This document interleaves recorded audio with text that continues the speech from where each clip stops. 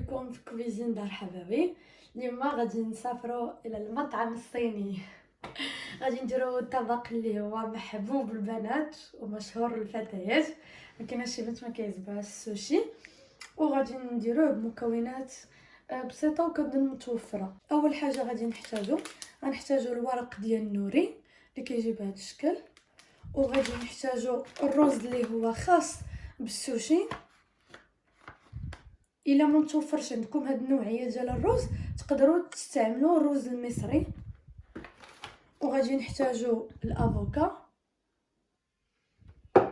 غادي نحتاجوا التونه، اي نوع ديال الطون عندكم، وغادي نحتاجوا الجبن. انا هنايا اختاريت هادو ديال الاطفال حيت جايين بهذا الشكل، غادي يجيو نيشان نفس السايز ولا نفس القياس ديال السوشي.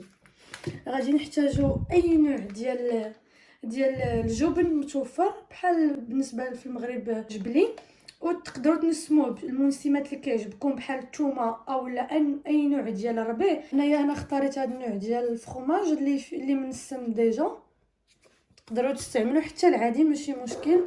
لافوكا غادي نحتاجوها للتزيين في الفوق كما غادي نحتاجوها في الوسط، وبيان سور اختياريه. غادي نحتاجو السوريمي، غادي نحتاجو الصويا صوص او لا صوص الصوجا، غادي نحتاجو السمسم الاسود او لا الزنجلال الاسود. غادي نحتاجو بالنسبه للخضره غادي نحتاجو الخيار، وغنحتاجو الجزر. غادي نحتاجو السلمون مدخن، انا هنايا اختاريت اللي منسم بلانيت، تقدروا تستعملوا العادي، هذا كيجي هكذا فيلي.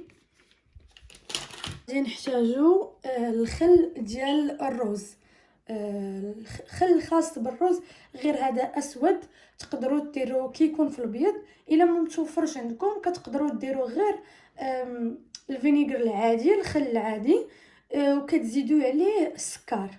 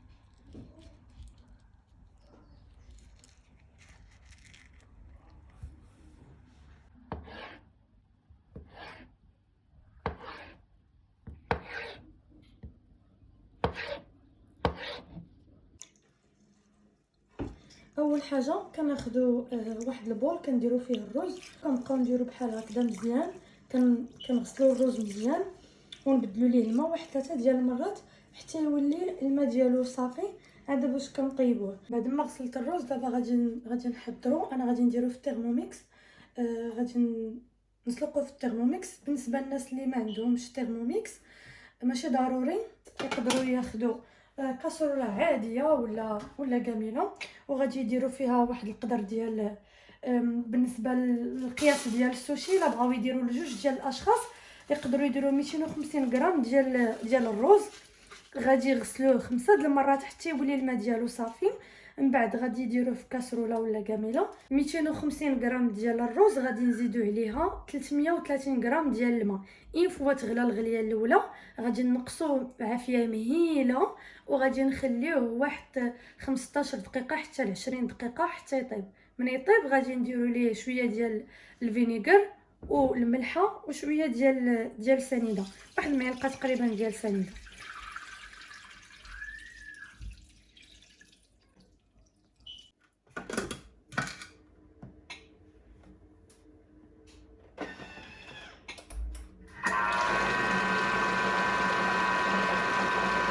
هنا غادي ناخذ واحد المعلقه ديال السكر سنيده مع معلقه ديال الملح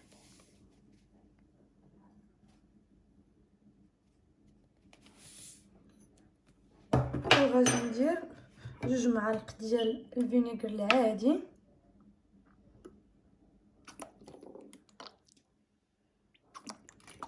وغادي ندير 2 ديال الفينيغر ديال الرز ديال السوشي.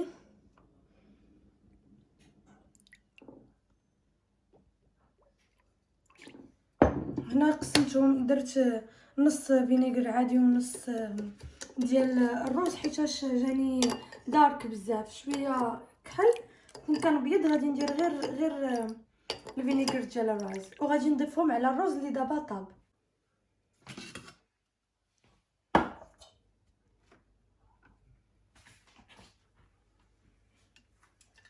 انا غادي ناخذ هاد لاصوص وغادي نحاول نديرها فوق الرز كامل.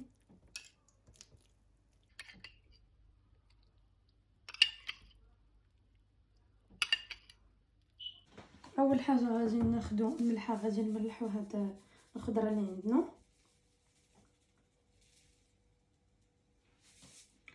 غنديروا حتى شويه ديال الخل اولا الفينيغر،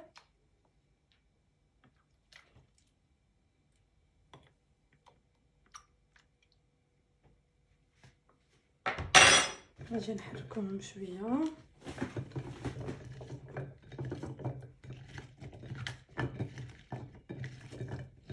غادي ناخذوا الورق ديال النوري على حسب واش بغينا الوجه ديالو اللي يبان او لا يجي من الداخل. كاينين 2 ديال الطرق. انا في هذا غادي ندير الوجه ديال النوري هو اللي يبان من على برا، يكون الكحوليه على برا. دونك غادي نديرو الجهه اللي كتبان لينا شويه كتبري على الجهه الثانيه. غادي نحطوه بحال هكا وغادي نديرو يدينا في الماء، غنديرو فريمون كميه كبيره ديال الماء بحال هكا، حيت الرز فريمون كيكون كيتلصق بزايد. ولكن كنطبيو بحال هكا واحد الضريبه خفيفه باش كنحيدو الماء الزائد على يدينا. الرز ديما كيكون مغطي بواحد المنديل، سينو غادي ينشف بزاف. الوغ غادي ناخذ يدينا هكذا الماء ونهزو الرز نوزعوه على النوري. ما كنوصلوش للروز حتى الجهه الاخيره، كنديرو غير واحد الحد تقريبا.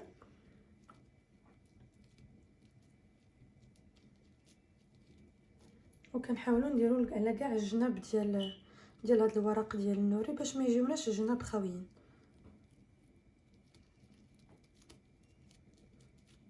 وقت ما حسينا بيدينا بداو كيتلصقوا اكثر كنديروهم في الماء، نحاولوا نطابيو باش ننزلوا كاع داك الزائد ديال الماء.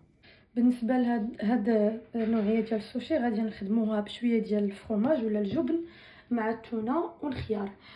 كل واحد يدير اللي بغا. نورمالمون السوشي كل سوشي وبالاسم ديالو، وكل سوشي وبالطريقه باش كيتخدم، مي كيبقى اختياري. كل واحد يدير الاذواق اللي كيتبان ليه متناسبه ولا كتعجبو. بالنسبه العماره كنحاولوا نجيبوها في الوسط. الا لاحظتوا انا درتها هكا هنايا في الوسط، ما كنديروش في الجناب، كنديرو غير في الوسط.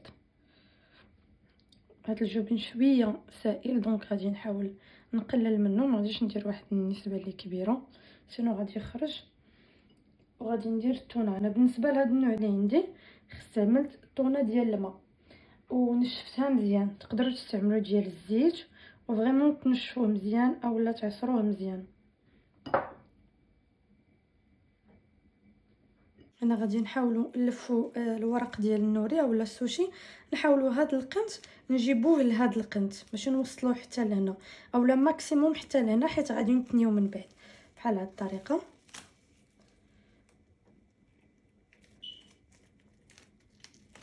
كنزيرو وكنجيبو هذا وكندفعو بحال هكا كنزيرو وكندفعو. الا كما تلاحظوا هنايا كيتزاد هذا الاطار حيتاش هاد الورق ديال النوري حيتاش دوك البقايا ديال الرز دفعناهم بيدينا.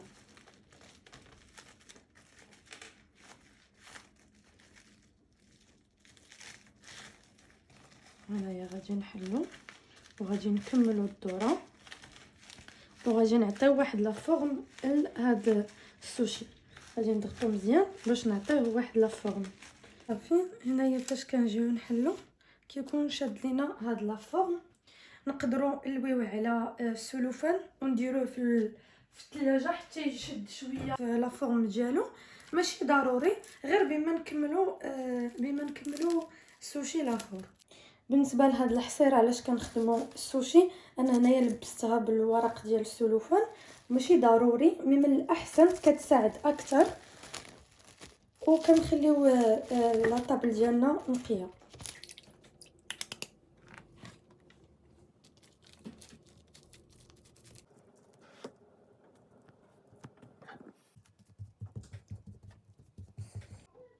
بالنسبه لهاد الحشوه الثانيه غادي نديرو سوريمي. ديما كنجيبو الحشوه الوسط وغادي نديرو طريفات ديال الافوكادو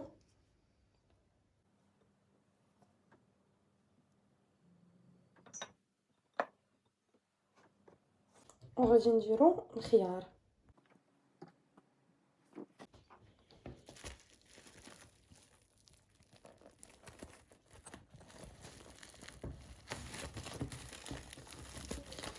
كما العاده غادي نجروه هنا ونثبتو شويه على الفرن ونعاودو نكملو الدوره.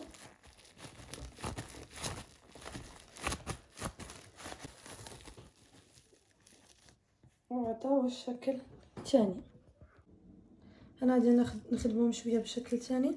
غادي ناخذ الزنجبيل الاسود غادي نديرو بحال هكا. انا من محبين الزنجبيل داكشي علاش كثرتو. وغادي ناخذ الورقه ديال النوري غادي نحاولوا نهزوها غير بالمهل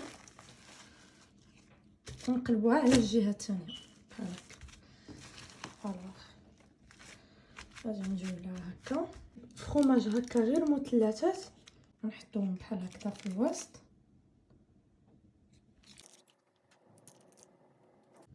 الكاروت ولا الجزر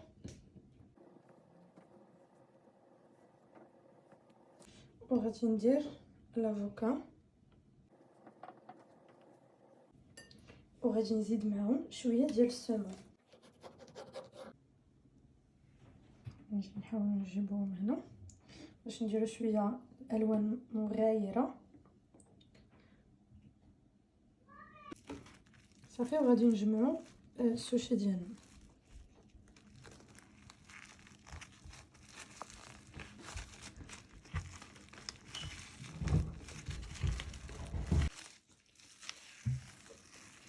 الوغ بالنسبه لهذا النوع الاخر غادي نديرو فرomاج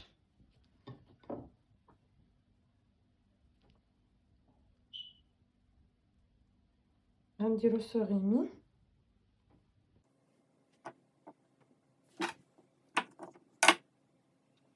والكاروت.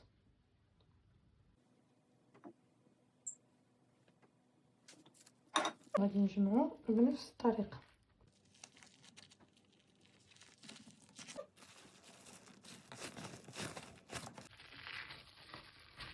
غادي نزينو هادي بالسمون من الخارج نديرو ليه بحال هكا.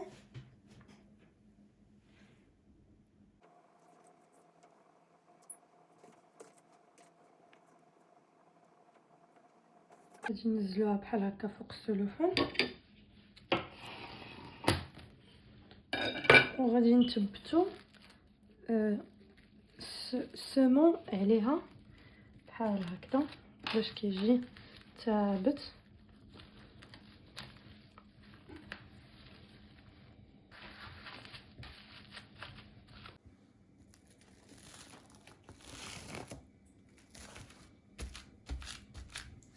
غادي نديرو التونه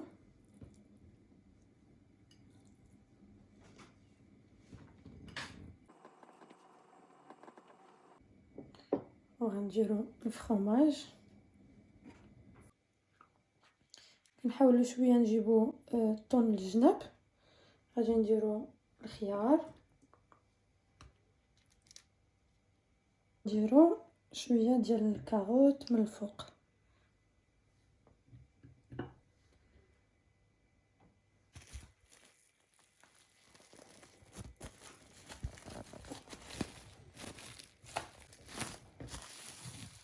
هنا غادي نجيب واحد لافوكا. من الاحسن الا غادي تزينوا بلافوكا ما تقطعوهاش من الاول، حيتاش غادي يولي غتاكسد ويولي اللون ديالها اسود.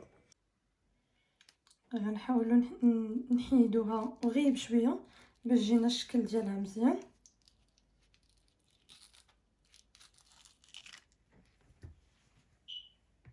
وغادي نقطعوها رقيقه.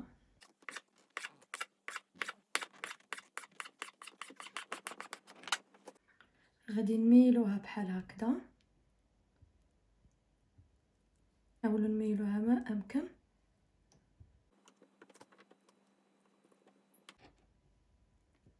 نحاولوا نهزوها بشويه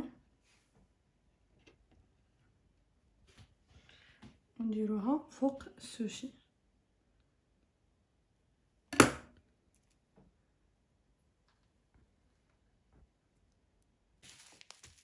بالنسبه انا عندي كانت هذه هي اخر قطعه. خديت غير السلوفان اللي كنت مغلفه به هاد الطابي، وغادي نديرو فوق لافوكا بحال هكذا، غير باش تثبت لينا لافوكا اكثر. غادي نخليو السوشي بالسلوفان غيكون احسن، وغادي نحاولوا نقطعو بحال هكذا من النص. من الاحسن نبقاو نغسلو الموس اولا نمسحوه بواحد المنديل يكون فازع.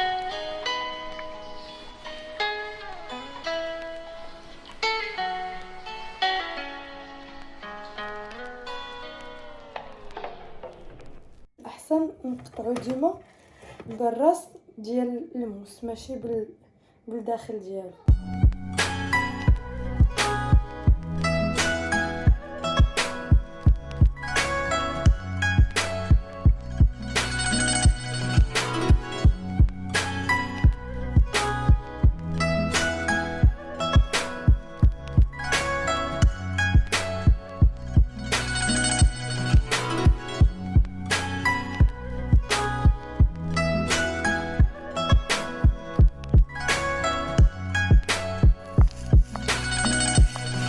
ضروري نغسلوا الموس من بعد كل قطعه، سينو غادي يكون ما غاديش يكون مقطوع بطريقه احترافيه، غادي يخرج اللون ديال هذاك الورق النوري الاسود فيهم كاملين.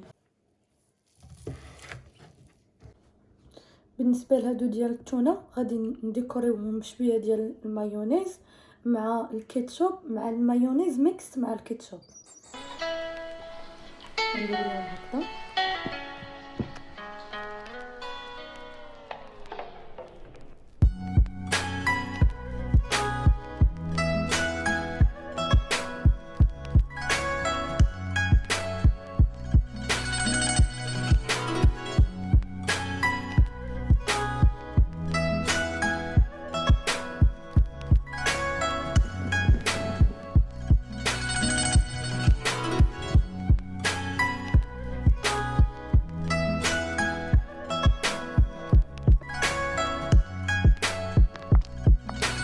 بالنسبه لهذا الشكل الثاني غادي نزوقوه بهذه الطريقه. غادي نبقاو نديرو غير نقطه في كل سوشي بحال هكا.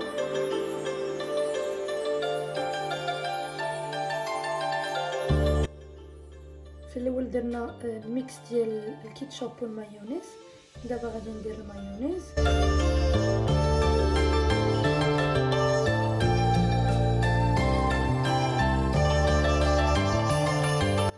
واخر حاجه اللي هي الكيتشوب بحال هكا. من بعد غادي نجروهم بالكيردون بحال هكا.